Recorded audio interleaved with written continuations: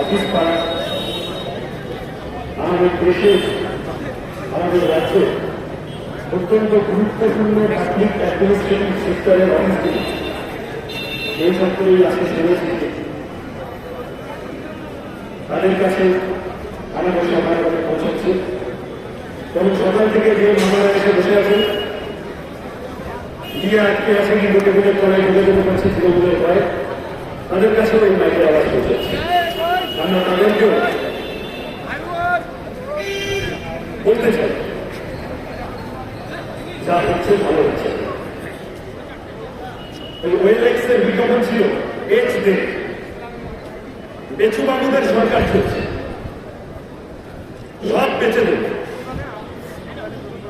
আমাদের রাজ্যে তো এমনি যা অবস্থা হয়ে আছে সকলে জানেন এই 31 টাকার মধ্যশিক্ষা পর্ষদের অফিসারের ক্ষেত্রে সিবিআই গিয়েছে এবং সিবিআই গিয়ে কি করবে তদন্ত করবে নাকি কাগজপত্র নিয়ে হাসি করে দেবে সে ভবিষ্যতে দেখা যাবে বোঝা যাবে কিন্তু আমাদের রাজ্য সরকারের অধীনে যে সরকারি চাকরির জায়গাগুলো ছিল কতদিন ধরে আন্দোলন করার পরে ক্লার্কশিপ সহ ইত্যাদি বিএসসি রিক্রুটমেন্টের ক্ষেত্রে কিছু অগ্রগতি আজকে গতকাল হয়েছে তার মধ্যেও কতটা জল আছে কতটা দুধ আছে ও একটু না দেখে বোঝা যাবে আন্দোলনকারীরা বিভিন্ন ক্ষেত্রে রোজ রোজ ঝড় জল তার মধ্যে বসে থাকছেন ধর্মতলায় বসে থাকছেন ফ্রন্ট লেগে বসে থাকতে হচ্ছে বসে থেকে থেকে তারা শেখাচ্ছেন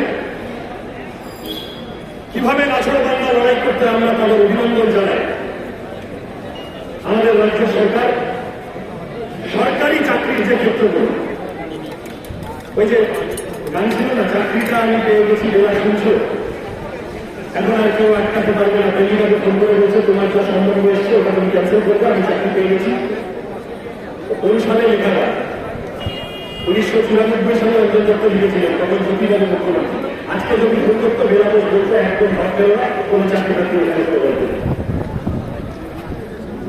ওদের উপর বিস্ফোরা হয়ে দাঁড়িয়েছে সেন্ট্রাল গভর্নমেন্ট अच्छे दिन आएगा गुजरात मॉडल দারুণ দারুণ কথা বলে 14 সালে যখন ভোটে জিতে এসেছিল তখন আমাদের গুজরাটে গিয়েছিল গুজরাট মডেল তারপরে 18 সালে করোনার আগে রিপোর্ট এলো 45 বছরের মধ্যে বেকারত্বের সর্বোচ্চ স্তরে ভারতবর্ষ চলে গিয়েছে নরেন্দ্র মোদী আমলে 2014 সালে গুজরাট থেকে গিয়েছিল 19 সালের ভোটে আর গুজরাট দেখা গেল তখন দেখাচ্ছে পাকিস্তান এই এখন আবার দুদিন পরে 24 সালের ভোট আসতে চলেছে পেট্রোল ডিজেল রান্নার গ্যাসের দাম আকাশ চুম্বি চাকরি বাকরির কোনো ঠিক ঠিকানা নেই এই এতদিন ধরে করোনার সময় স্কুল কলেজ বন্ধ রেখে অনলাইন ক্লাসের চক্করে বাইজুস আনএকাডেমিক লক্ষ লক্ষ কোটি কোটি টাকা লাভ করেছে বিরাট অংশের ছেলেমেয়ে ড্রপ আউট হয়ে গেছে লেখাপড়া করতে পারছে না কৃষক ফসলের দাম পাচ্ছে না শ্রমিকের মজুরি দিয়ে পেনশন গ্র্যাচুইটি হেলথ স্কিম সব লাভ হচ্ছে কর্মচারীদের এখন 24-এর ভোট যত এগিয়ে আসছে এখন কে হিজাব করবে কে কি মাংস খাবে কিছুর মধ্যে কিছু না এখন কাশ্মীর ভাইস নিয়ে চলে এসেছে বাজার কিছুর মধ্যে কিছু না এখন এই যে যা চলছে নুপুর শর্মা দারুণ জিনিস আর সেটাকে ব্যবহার করছে না তো নুপুর শর্মা বলেছে ইচ্ছে তো এমনি এমনি বলেছে নুপুর শর্মা বলেছে জানে তো যখনই বলেছে তখনই জানে যে এর বিরুদ্ধে পাল্টা যেটা হবে ওইটা করতে এমন ভাবে পাল্টাটা খানিকটা কোথাও তৃণমূল করবে কোথাও ওয়াইসি করবে এমন ভাবে পাল্টাটা হবে তাতে করে বিজেপি নিজেদের মধ্যে বোঝাপড়া হবে এই পরিবেশের মধ্যে দাঁড়িয়ে নতুন নোটিফিকেশন এসেছে সুরক্ষা বিভাগ ছাড়া বাকি সমস্ত বিভাগে 50% শূন্যপদ সাসপেন্ড করে দেওয়া হবে একটা মাউন্টু প্রায় 80,000 শূন্যপদ লগভগ বাতিল হয়ে যাবে বিলোপ হয়ে যাবে ভারতীয় রেলওয়ে দীর্ঘদিন ধরে খবর আসছে ভারতীয় রেলওয়ে আজকে থেকে না আমাদের দেবী দুর্গতি মাসিনী তিনি যখন রেলমন্ত্রী ছিলেন মনে আছে প্রসূন দত্ত আমি মনে করানোর চেষ্টা করবো কখনো মুখ্যমন্ত্রী হয়নি রেলমন্ত্রী ছিলেন রেলমন্ত্রী হিসেবে প্রত্যেকটা পাড়ায় প্রত্যেকটা টিউবওয়েলের পাশে একটা করে পাথর পুঁতে গেছিলেন এইখানে রেল লাইন বানাবো বলে। সেই পাথরগুলো তো যা যা পুঁতেছিলেন, সে পাথরের অবস্থা কি, সেই শিলালিপিগুলির কি অবস্থা হয়েছে, শিলা প্রস্তর খণ্ডগুলি কেউ জানে না। রেলমন্ত্রী ছিলেন যখন মমতা বন্দ্যোপাধ্যায় 2010 সালে তৃণমূল কর্মী প্রসূন দত্ত কালীঘাটের বাড়ির সামনে চাকরির প্রতিশ্রুতি পেয়েছিলেন, চাকরি পাননি, অবসানে গায়ে আগুন দিয়ে আত্মহত্যা করেছিলেন, মনে পড়ছে? সেই ট্র্যাডিশন সমাজে চলে গেছে। তখন দিদিমণি সিদ্ধান্ত করে গেছিলেন যে রেলের কর্মী সংখ্যা কমাতে হবে। বিজেপি এসেছে, বিজেপি আসার পরে গোয়াল তো একই গোয়ালের নীতি বাধা আছে। ফলত দিদিমণির কথা উল্টো কথা কি করে বলেছে, তারা ওই একই কাজ করছে। কখনো তেজস এক্সপ্রেসের মতো ট্রেন, কখনো রেল স্টেশনগুলো প্রাইভেটাইজ করে দেওয়া। আমাদের দেশের কোটি কোটি মানুষ ভারতীয় রেলের উপরে দাঁড়িয়ে থেকে তাদের প্রত্যেক দিনের জীবনযাপন, জীবন ধারণ, জীবিকা নির্বাহের সাথে জড়িত ভারতীয় রেল। এই ডালহৌসি পাড়ায় যে মানুষের কাছে আওয়াজ পৌঁছচ্ছে, রেলের টিকিটের ভাড়া যদি 5 টাকার বদলে হঠাৎ একদিন 50 টাকা হয়ে যায়, কোটি কোটি গরিব মানুষ অসুবিধায় করবেন, মধ্যবিত্ত মানুষ অসুবিধায় করবেন। রেলকে প্রাইভেটাইজ করানোর চক্কর তার করা মানে তো তাই। ভারতীয় রেল এক একটা স্টেশনে 5-6 জন কর্মী থাকেন, শুধু তাই নয়, তার সাথে হাজার হাজার শয়ে শয়ে মানুষ, কেউ হকারি করেন, কারোর পাশে ছোট দোকান আছে, কোনো না কোনো ভাবে ওই স্টেশনটিকে ঘিরে কত মানুষের জীবিকা নির্বাহ হয়। এই ধরনের রেলের উপরে দাঁড়িয়ে যাদের জীবন চলে, রোজগার চলে, তাদেরকে উচ্ছেদ করার কাল করছে। কত মানুষের পেটে লাথি মারবে, রোজগার ভোগে চলে যাবে, কথা বলতে হবে।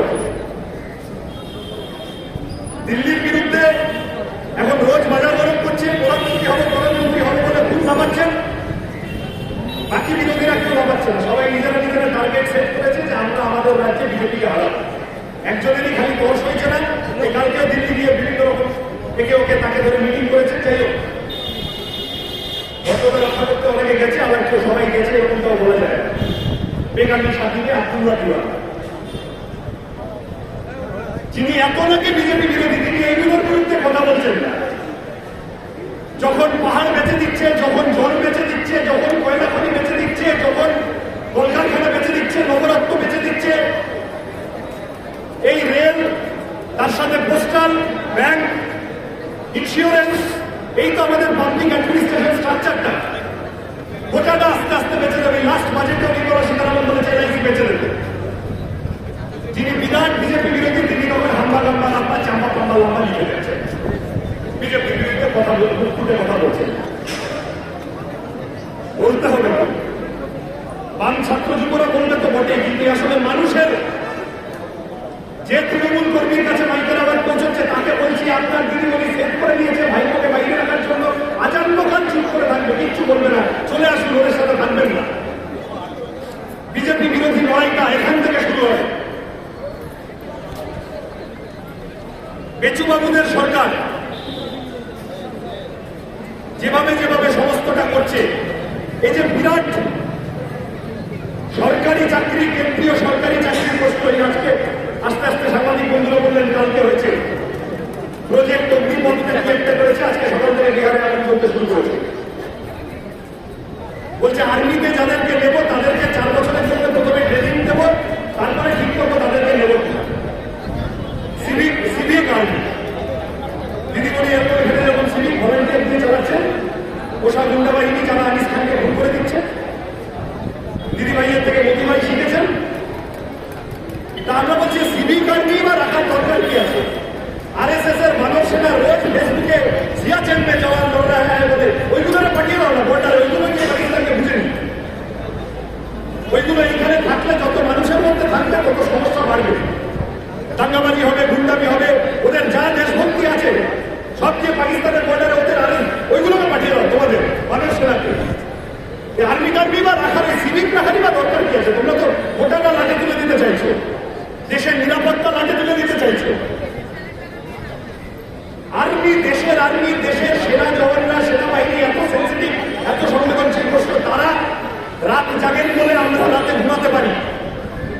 তুমি সেনাবাহিনীর নাম করে অক্ষয় কুমারকে দিয়ে সিনেমা বানিয়েছো একের পর, আর সেই সিনেমা দেখিয়ে ভোট চাইছো পাবলিকের কাছে।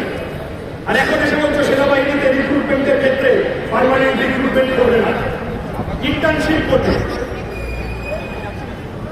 প্রজেক্ট অগ্নিপথই ঘটে, ভারতবর্ষের মানুষকে অগ্নির পথের ওপর, আগুনের ওপর নিয়ে হাঁটানো প্রজেক্ট। ভারতবর্ষের মানুষের নিরাপত্তা, ইন্টারনাল সিকিউরিটি লটে তুলে দেওয়া প্রজেক্ট। ঠিক একই কায়দায় ভারতীয় রেলটা চলছে। ভারতবর্ষের রেল মানে ব্রিটিশ আমল থেকে এত বিরাট বৈচিত্র্যময় দেশ, বিবিধের মাঝে দেখো মিলনে মহান এই দেশকে বেঁধে রাখার ক্ষেত্রে এত গুরুত্বপূর্ণ ভূমিকা ভারতীয় রেলের। সেই রেল দীর্ঘদিন ধরে আস্তে আস্তে আস্তে আস্তে হাত তুলে নেবে সরকার, একটু একটু একটু একটু করে হাত তুলে নেবে। 80,000 শূন্য পদে নিয়োগ বন্ধ। ভারতবর্ষ হল প্র্যাকটিক্যালি ইয়াংস্তান, গোটা পৃথিবীর মধ্যে তরুণতম দেশ। 65% পপুলেশনের তারা 35 বছরের নিচে। তাদের হাতে কাজ দেবে, তাদের লেখাপড়া করাবে, তাদের শিক্ষিত করে তুলবে, তারা যাতে নিজেদের মতো করে দেশ সেবা করতে পারে তার বন্দোবস্ত করে দেবে, তবেই না সরকার বোঝা যাবে। আমি কথা বাড়াবো, রেলের প্রাইভেটাইজ করা, এই যে শূন্যপদগুলিতে নিয়োগ করা দরকার ছিল তার পরিবর্তে বিলোপ করে দেওয়া হচ্ছে, এর বিরোধিতা তো করতেই হবে। প্রত্যেক দিনের লড়াই আন্দোলনের প্রশ্নে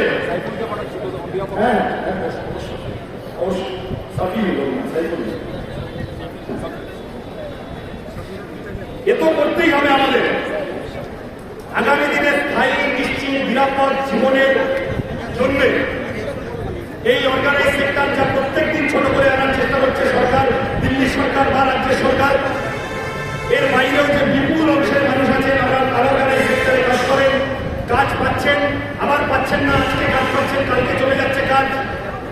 আমাদের বয়সে যে অসংখ্য ছেলেমেয়ে ওলা উবের চালাচ্ছে, সুইগি জোম্যাটো করে বেড়াচ্ছে, স্থায়ী, নিশ্চিত, নিরাপদ জীবন দেওয়ার জন্য লড়াই, জীবনের বন্দোবস্ত দেওয়ার জন্য লড়াই আমাদেরকে করতেই হবে। আমি শেষ যে কথা বলব, এই সিভিক দিয়ে চালানোর চেষ্টা করছেন মুখ্যমন্ত্রী, প্রধানমন্ত্রী, ভুলে যাবেন না আপনাদের চাকরিটাও কিন্তু কন্ট্রাকচুয়াল। 5 বছর পর যদি মানুষের জন্য কাজ না করে চলে যেতেই পারে, কেউ আটকাতে পারবে না। 5 বছর পরে চাকরি যাবে কি যাবে না সেটা ঠিক করবে জনগণ আপনাদের কাজের উপরে ভর করে। এই মুহূর্তে দাঁড়িয়ে তরুণ প্রজন্মের কাজের দাবি আমাদের যা আজকে লড়াই, আজকে ডেপুটেশন এখানে ইস্টার্ন রেলওয়ে ম্যানেজারের কাছে, আমি সেটা করে দেব।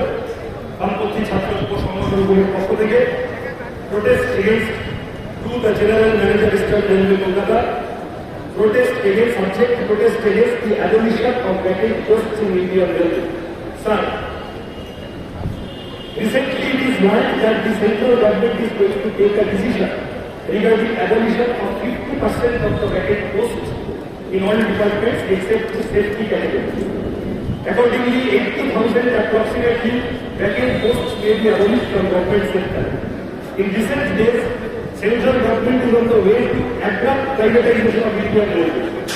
We presume that the aforesaid decision appears to be one of the same. It is our doubt that by means of abolition of aforesaid vacant posts and contracting the scope of permanent recruitment, the central government actually withdraw its liabilities towards the question of all sorts of maintenance in railways. Liabilities and responsibilities. Under such circumstances, we would like to submit the following demands for your kind perusal and appropriate necessary action. Start abolition of any vacant post of Indian Railway. শূন্যপদ বিলোপ করা বন্ধ করতে হবে। 2. Immediate permanent recruitment to be ensured in all vacant posts in Indian Railways. সমস্ত শূন্যপদে অবিলম্বে নিয়োগ প্রক্রিয়া চালু করতে হবে। 3. Stop privatization in Indian Railways. ভারতীয় রেলকে বেসরকারি ভাবে করে দেওয়া যাবে না। এখানে সই করেছেন বাম ছাত্র যুব সংগঠনের নেতৃত্ব। আমাদের পক্ষ থেকে যাবেন মীনাক্ষী মুখার্জি, সব্যসাচী ভট্টাচার্য, তাপস সিনহা, সমন্বয় বিশ্বাস, সফিউল বিশ্বাস, সফিউল হাসান। বাম ছাত্র দলের পক্ষ থেকে এই 5 জনের প্রতিনিধি দল এখন যাবেন আমাদের এই সভা।